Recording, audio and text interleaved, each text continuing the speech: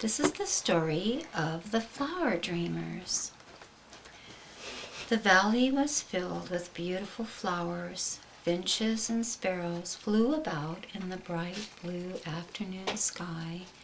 Tiny ants hurried along their minute, well-traveled path to their busy home. Amidst all this beauty, there sat a little girl who wore a colorful crown of flowers in her long hair.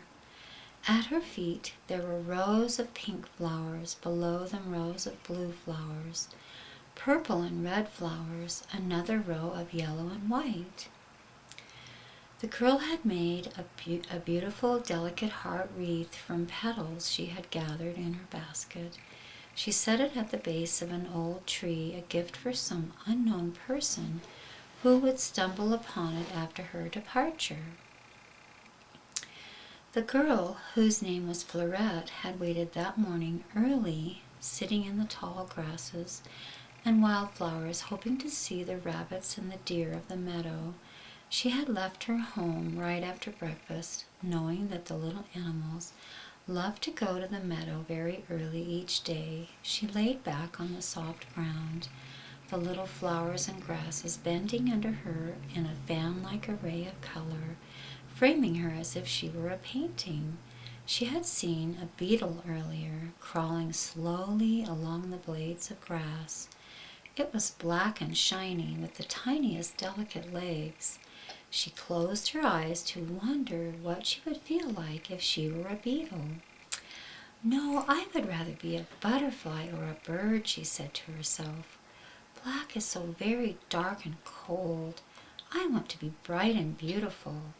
With that, the little girl fell asleep, dreaming of the beautiful flowers all around her, imagining herself as the most beautiful butterfly in the meadow.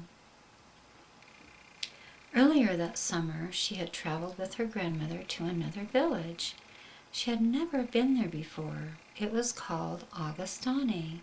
It was a very old village, filled with ancient houses made of stone and old wooden beams. Fleurette loved going there. Many of the villagers had cats, and they let them roam about the streets, as the villagers were all very friendly with one another. The girl and her grandmother had gone to the village to sell their baskets of flowers.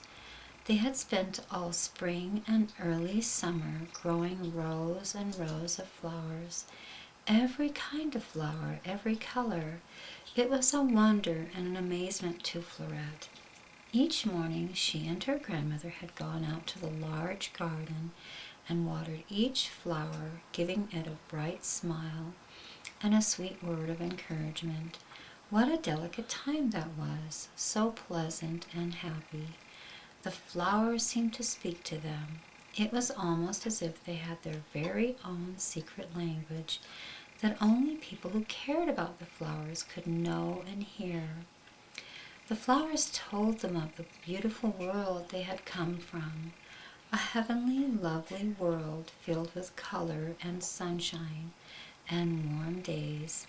Fleurette sometimes would sit on the pathway by the flowers and try to talk to them. She didn't speak words aloud, but thought to herself about the flowers, and then shared her thoughts with the flowers. They were kind thoughts and sweet thoughts. She told the flowers that she loved them and that she waited each night to see them the next morning. At first she was very sad to think of selling the flowers, for then they would be gone, but soon she realized how wondrous it was that the joy they had given her would then be shared with someone else, someone she didn't even know.